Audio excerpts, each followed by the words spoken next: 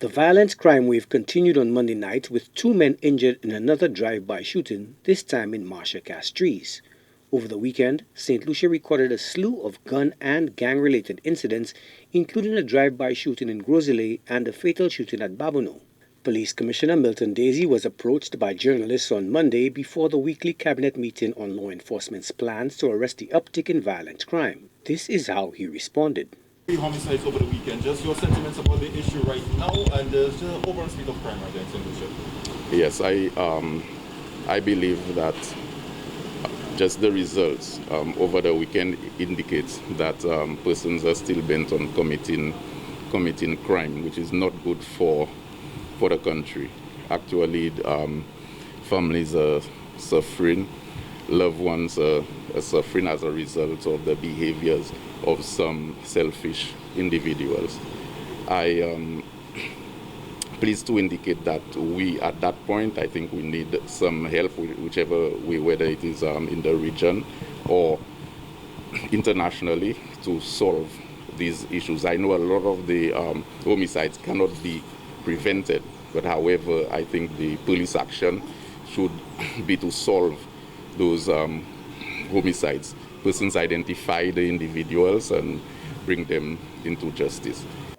The press, including online and TV outlets, reported that the top cop was open to seeking outside help to counter violent crime.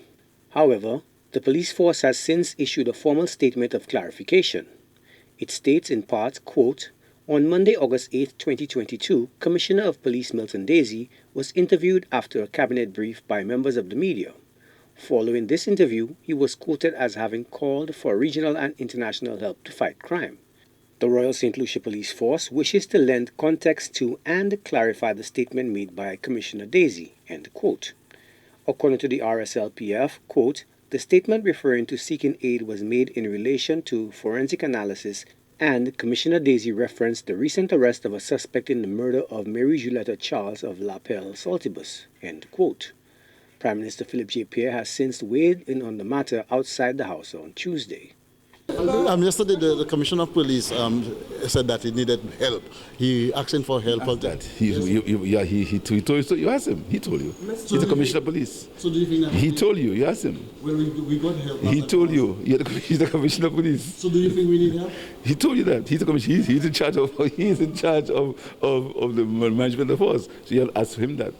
He's saying that because he's very concerned. He's very concerned. Do you believe that we indeed need that sort of... As Minister of National Security, I want to do anything, and I'll try anything to lower the level of crime in St. Lucia. Including getting international... Anything to lower the level of crime in St. Lucia. I'm very worried about it, very concerned about it. A number of young St. Lucian men have lost their lives to gang feuds and firearm-related incidents.